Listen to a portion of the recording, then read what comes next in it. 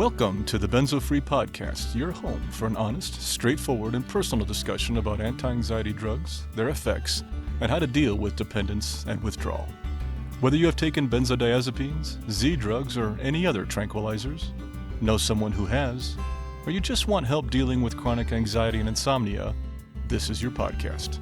I'm your host, D.E. Foster, author of the book, Benzo Free, The World of Anti-Anxiety Drugs and the Reality of Withdrawal. I'm so glad you joined us today. Please stick around and let me bend your ear for a few minutes. It just might feel a little better on the other side.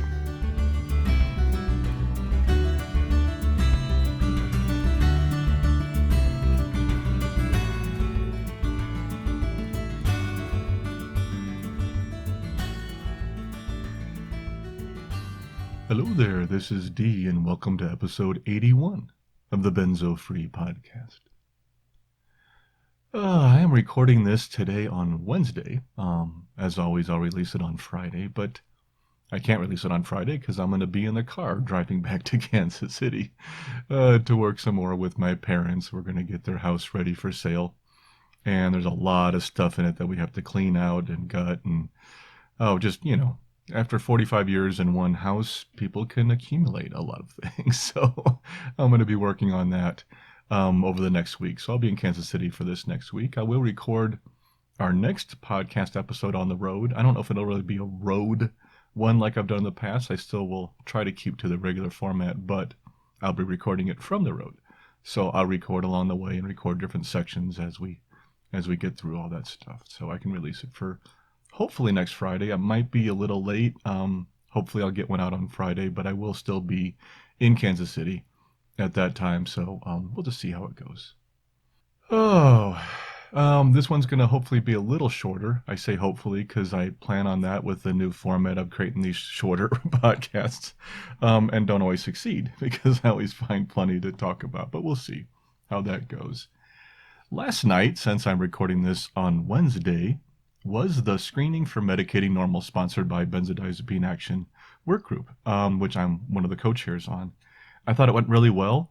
Great conversation, some good topics. I wish we had more time. An hour is awfully quick, and I think we could have talked about a lot of different things. I was the moderator on that, and hopefully I did okay. I think I could do better, and I hope to in the future, but I thought it went all right. I think there were, for those people who got involved in some chat behind the scenes, just a couple things so you know.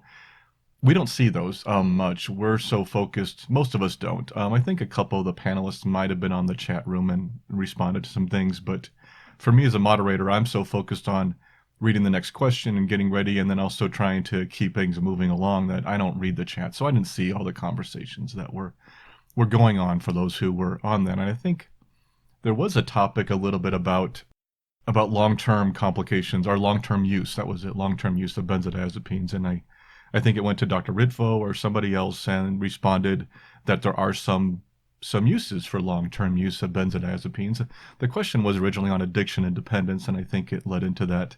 I think there was some comments on it I had heard since then. I never saw the comments, but like I said, because they're gone now and I was busy trying to be the moderator. But I just wanted to comment on that real quick and kind of clarify. I did talk to Alexis afterwards. She mentioned it to me. And just so you know, it's like I actually agree that there are some long-term uses for benzodiazepines, but they are exceptional cases and in extreme cases. And you need to weigh the overall benefits to that patient. And that patient needs to be notified, as we've talked about, and as the movie made quite clear. It needs to be notified in advance of the complications and what they're getting into. I am, of course, 12 years on Klonopin. And there's my ums again because I'm now ad-libbing and none of this is scripted. But I was 12 years on Klonopin, tapered for 18 months. And I'm now 6.5, almost 7 years benzo-free, doing much better. In fact, this last year, I think I've seen more gains than I did in the previous year. So for those people who say they fully heal like at 10 years, I'm starting to get that. And maybe that's a bit of hope for those of you who are having that minority of people who have that long recovery. But anyway, I went through hell, pure hell, as many of you have too, in your acute phases and different phases of withdrawal. So I get it. I get the anger about the situation, especially for those of you who are still in it. In fact, just this month, and I mentioned one of these people on a previous podcast. Unfortunately, this past week, there's been another, but I can't really speak to that yet. Hopefully, somebody will share that story later on when that person is ready. But we lost another person to Benzos this past week that I was somebody that I had corresponded with, and both of those really hit me hard, and I've had trouble getting past those a little bit. So what I'm trying to say is, I get it. Don't think you're hearing somebody talking here who doesn't understand the horrors of benzo withdrawal, because I do. And for those people out there who are mourning the loss, are dealing with that loss, for both of you that I've talked to, please know that my thoughts and prayers are with you still and going forward. And I'm thinking about you both often. The point I'm trying to make is, as with any medication, especially psych drugs, the best thing to do is to get fully informed on them. Know all the pros and cons and weigh the reasons. I'm not one who says benzodiazepines should be banned. There are still good uses for them in the short term. Dr. Wright talks about it as a bridge drug, but for alcohol detox, they're almost essential. For emergency room agitation, where there's a patient you're trying to treat and they just won't calm down, they're at an extreme state, that drug is a lifesaver at that point.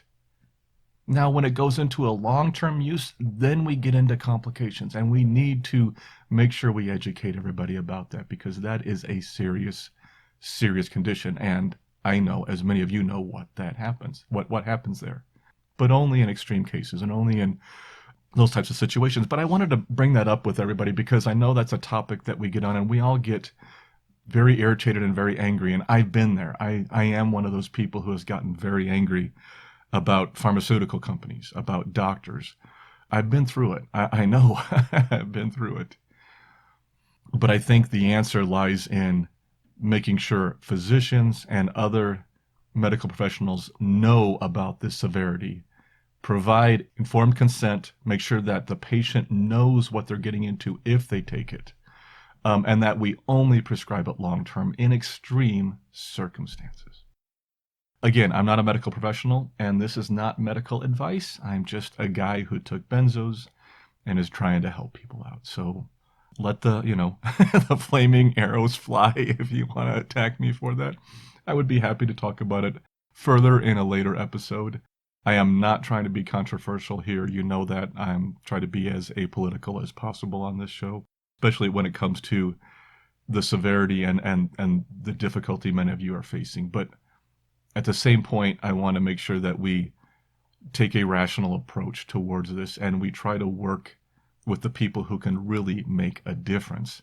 And that's where the Benzodiazepine Action Work Group is doing. We are a group of harmed individuals, organizers in the benzo community, people from BIC, from the Alliance for Benzodiazepine Best Practices, and doctors and medical professionals and psychiatrists and psychologists and people who are doing support groups in towns, and just an amazing group coming together, seeing this as a problem and trying to find the right solution. Am I angry? Yes. When I watched that film last night, Medicating Normal, am I angry? Absolutely. I can't watch that and not get pissed off. But I have to step back at the end and say, okay, in the long run, what's the best way to make real, lasting change? And I believe working with doctors, working with even pharmaceutical companies, working with anybody who's willing to work with us to get that change and make that happen. Okay, I've said I'm stepping off my soapbox a few times now, and now I really will. Let the arrows fly if they may. I'm going to move on to it. And trust me, our feature might be a little controversial too, so see what happens when Dee doesn't write a script out completely for it. He just rambles on, and hopefully I don't edit all of this out when I get ready to release it. But I just want you all to know that I get it. I understand the suffering, and I want to do anything we can to make sure this doesn't happen to anybody else.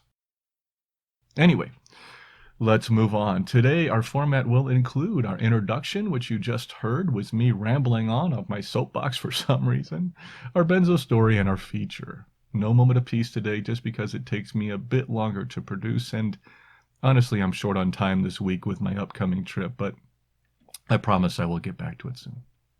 Our feature today is on COVID, benzos, and withdrawal. Yes, you can see some controversy there, but I promise I'm going to steer as clear of it as I can. And before we move on, don't forget, we'd love to hear from you. Please comment on our posts on YouTube, on our feedback form at easinganxiety.com/feedback. While you're there, subscribe to our mailing list or donate to support what we do. And remember, the Benzo Free Podcast is for informational purposes only and should never be considered medical advice. Now let's move on to our Benzo story. This one is from Andrew in Boston, Massachusetts. I do want to let people know that Andrew does share some very difficult times in his life with his withdrawal. So if stories of benzo withdrawal hardship might be upsetting to you, you might want to skip this section for now. You can find an index of podcast sections in our show notes under the chapters section. Now, let's hear from Andrew. Hi, Dee. I've been wanting to write you for some time now, and seriously thank you for all the support and resources you offer benzo survivors. I can't tell you how many times I listened to your podcasts while anxiously taking long walks with nowhere else to turn for support. Your voice at times is the only one that brought me any peace of mind and validation. Thank you from the bottom of my heart. My wife and family just can't relate to my situation, but somehow I feel understood through your podcast. It's going on 11 months since I jumped off regular Ativan use for 13 years under a doctor's supervision, and it really feels like a lifetime. Before I give an update, I'd like to go back and tell you how it all started. A little over a year ago, I moved back to my hometown after living far away from family for 19 years. It was strange, yet amazing to be back home where I had mostly good memories and most of my family. Those amazing feelings didn't last too long, and I soon found myself in a world of fear and uncertainty. After a weekend with friends and perhaps too much drinking, my anxiety levels were through the roof. The Ativan I was prescribed 0.5 milligrams as needed. It was barely working by this time, and I decided to updose in order to get some relief. Big mistake. My downward spiral happened like a punch in the gut. I was all of a sudden tossed into a bizarre state of anxiety, derealization, debilitating panic attacks, muscle twitching, suicidal ideation, adrenaline rushes, blurry vision, jelly legs, tight chest, health anxiety, and chronic OCD like hyperventilation. I just couldn't catch my breath, but in hindsight, I was actually over-breathing. Also, looking back, I was definitely in tolerance withdrawal for well over a year when the crap hit the fan. Typically, I would take 0.5 milligrams of Ativan 2 to 3 times a week, but now is up to 0.5 milligrams every day, with not much relief, and started to feel worse after each dose wore off.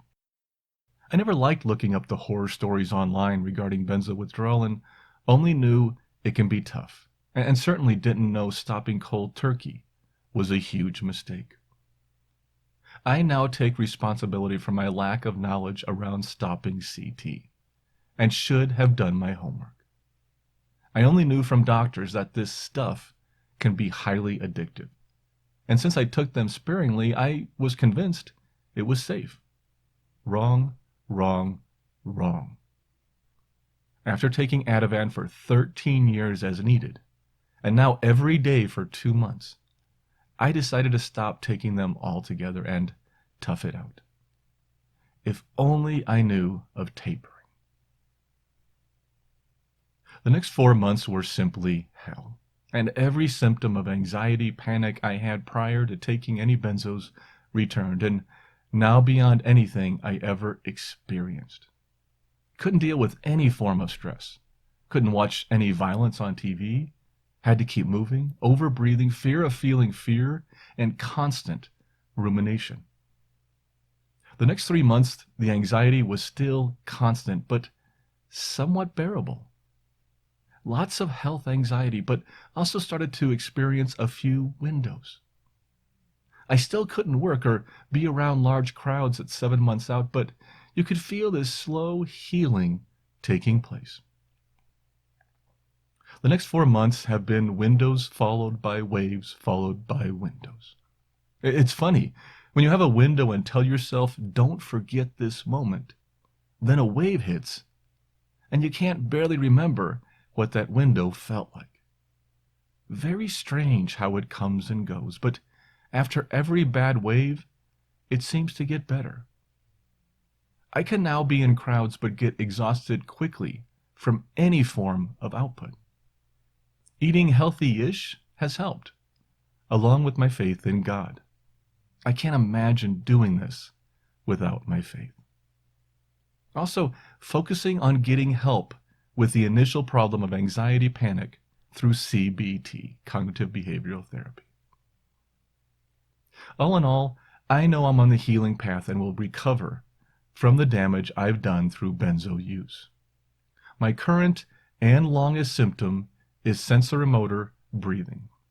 It seems that my brain has latched onto this fear of breathing and now feels like I have to manually breathe all the time. It sounds really silly, but is actually terrifying to constantly feel. Like you have to take the next breath over and over. To my understanding, this can be a side effect from benzos and will go away, and to just accept it and not fight. Fighting any of this just gives the fire more fuel. I have the utmost sympathy for anyone going through benzo withdrawal or any of the post-acute stuff. Please know there is a light at the end of the tunnel. There's no magic pill, as we all know. And as the saying goes, the only way out is through. Hang in there, Andrew. Wow. Oh, thank you, Andrew. Thank you for your story. Well written and an excellent story. Through the hardships and on to the success that you've started to find. I am so glad you shared that with me. I wanted to go back and talk about a couple things here. You mentioned you're taking long walks, and as you know, it's something I do a lot of. My wife and I walk my dog, and I often now get up about 5:30 in the morning and go out and take a walk or even a jog. And that's where I take pictures of sunrises and post them on Instagram and just kind of get started fresh with the day with a little more clear of a head, I guess is the word. Your breathing difficulties are common, unfortunately. They do go and they do fade. I like what you said about the windows and the waves, that it's funny how to have a window and tell yourself, don't forget this moment, and then you can barely remember what it's like. That completely relates to many people I've talked to, including myself.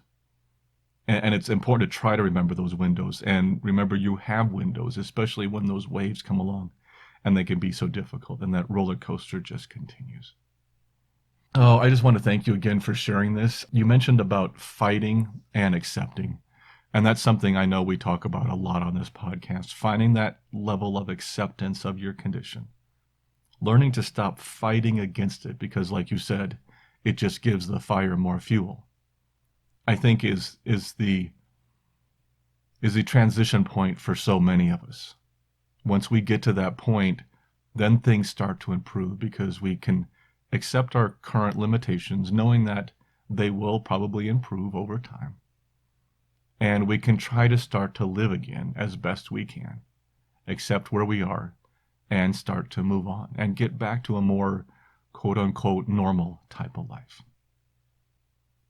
Well written. I loved sharing your story with everybody, and it's such a positive one in the end, and I really enjoyed that, Andrew. Thank you so much for sharing this. This is a great one, and I can't wait to get it put up on the website and have other people bond to it and everything, so thank you. That closes out our Benzo story for today. Please remember, we do still need stories. Just go to our feedback form at easinganxiety.com/feedback and send in your story there. I would love to hear it, and I would love to share it on the podcast. Thanks. And now, let's move on to our feature. Let's see where I'm at on time right now. Wow. Okay. Yeah. Remember that whole thing about this being short? Oh, that's probably not going to happen because I don't think I'm doing any editing on this yet. I haven't found I guess I found one break point maybe in this whole thing that I said retake, but that's it. So this one's just coming out and flowing. So we'll see how it goes. Our feature today is on COVID, benzos, and withdrawal. This question has come up several times in your comments and emails, and I really wanted to address it today. Now, we've addressed the emotional and anxiety effects of COVID many times on this channel and on our Easing Anxiety channel, but we haven't spent a lot of time looking at the physical complications and any issues with the vaccine. So let's start out with a few of your questions and comments just to kick us off. Now, remember, we do attempt to stay, as I mentioned earlier, as politically neutral as possible on this podcast. I love to avoid politics as much as I can. But when you get into COVID and when we talk about vaccines, that's hard to do. So please know, I make no judgment of anyone or anybody's opinions on COVID, on masks, on businesses, on the virus, on healthcare, on vaccines, or whatever. That's not what I do here. So regardless of your beliefs about COVID or the vaccine or anything else, please know that hopefully this is still going to be an informative feature. I'll share a few comments here up front, uncensored, and then we'll talk a bit. Our first one is from Jim in Calgary, Canada, and he wrote, "Any recent research done regarding withdrawal effects on immunity, especially with regard to COVID risks?" Okay, that was a great question. The next one, it was a comment that came from Blue Affuse. That's the person's name on YouTube. "No vax for me. I'll take my chances. Can't be no worse than this paradox." That's a good point. That's a good point. And I wanted to throw that in there to show you the different opinions. And our third one here is Dennis from South Carolina wrote, "Good morning. I haven't emailed you in a bit, but I was just wondering if you had heard anything about vaccines and people still recovering from benzos. Have you heard of any adverse reactions? Thank you, Dennis." Now, that's just a few of several of the comments and questions I've gotten lately about COVID and benzodiazepines, and I felt now's the time to talk about this. We've talked many times on easing anxiety on the channel. I've done some videos and everything else, like I said, about the anxiety side of things, but let's talk about physical complications. You know what? I think there's two places to look at this. One is the virus while on benzos or benzo withdrawal and immunity. And then the other one is the vaccine. So let's start with the first one. And let's open with an excerpt from the Ashton Manual on immunity. I think that'll give us a good basis to start. Ashton said, "It is not clear whether there really is an increased incidence of infections in people undergoing benzodiazepine withdrawal, because there have been no comparisons with otherwise similar populations who have not been exposed to benzodiazepines. However, many factors affect the immune system. One of these is stress, with increased output of the stress hormone cortisol, which inhibits immune responses. Another factor is depression, also related to stress and associated with increased cortisol secretion. Increased cortisol levels can reduce resistance to infection and also cause flare-ups of incipient infection. Benzodiazepine withdrawal can clearly be stressful, but strangely, in patients that I have tested, blood cortisol concentrations have been low. So this subject remains a mystery and probably merits further research. The message for people undergoing benzodiazepine withdrawal is to try to lead a healthy lifestyle, which includes a balanced diet, plenty of exercise and rest, and avoidance of extra stress where possible. Slow dosage tapering is the best way to reduce the stress of withdrawal." Well, thank you, Professor Ashton. That's some great information in there, and it was a little long, but I wanted to share all that with you. I think the thing to keep in mind is, yes, it is possible that our immune systems are more compromised. Another concern people have had is that of respiratory complications, since some symptoms of benzos are respiratory based, and COVID affects the respiratory system. That's where I should break, but I'm not going to. And COVID affects the respiratory system, Is there more risk for people in benzo withdrawal of respiratory complications? I found a white paper from the National Health Service in Britain about this very subject. The paper stated, there are no data on the impact of chronic or acute use of benzodiazepines in patients with symptoms of COVID-19 infection. Yet the paper did caution later on, it said, patients who are exhibiting respiratory symptoms should be offered non-benzodiazepine sedating drugs first, where possible. Now, this is not really that helpful. And it does not address the issue of withdrawal and COVID. So it talks about during benzo use, but not after use and while we're going through withdrawal, because overbreathing, air hunger, gasping, other respiratory symptoms can be common, very common in benzo withdrawal for some people. So I see where the worry comes from. Much like everything else in benzo and COVID related, research is limited, but I did come across a 2020 review of research in BMC Medicine titled Safety of Psychotropic Medications in People with COVID-19, Evidence Review and Practical Recommendations. And in this review, the authors stated, antipsychotics, benzodiazepines, and some mood stabilizers may be associated with an increased risk of secondary infections in people with COVID-19, and possibly with an unfavorable course of systemic infections. The risk is likely to be particularly relevant for clozapine, carbamazepine, and oxcarbazepine. I can't do that one. Oxcarbazepine. Wow. I haven't seen that one very often, so that one's a little harder for me. Regular monitoring is therefore indicated. And as for respiratory address, the study did state, the risk of respiratory impairment associated with benzodiazepines in the general population is debated, but might be particularly relevant in elderly patients with COVID-19 and pre-existing comorbidities. Benzodiazepines should be avoided or used short-term, preferring those with a shorter half-life, such as etazolam, oxazepam, or lorazepam. So those are some studies on the whole concept of COVID-19 benzo use and benzo withdrawal and whether or not we are at higher risk.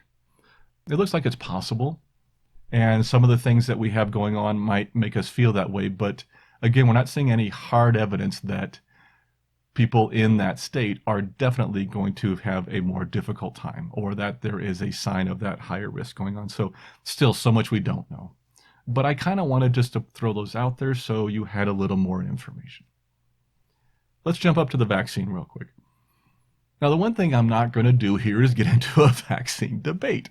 Those don't end well, and I don't want to cause a riot. Unless I first want to say I am not choosing sides here. Some believe the vaccine is safe and is the answer to our problems, and some believe the vaccine has not been tested thoroughly. Some thinks it's healthcare companies run amok. Some think it's conspiracy. Some thinks it's just to make more money, or any other theory of what's going on. I'm not judging any of these. I'm really not. Okay? The truth is, I don't know. We each have our own decision to make for what is best for us. What I do want to talk about is if you choose to get the vaccine, is it safe for people in benzo withdrawal versus the general population? And as I mentioned, we really don't know. There are no long-term studies on this, of course, because we haven't had long-term to study them yet. But I can talk to you a little bit anecdotally. I got the vaccine, just had my second shot last weekend. As many of you know, I go back to Kansas City many times, and my wife goes with me sometimes too, to take care of my parents.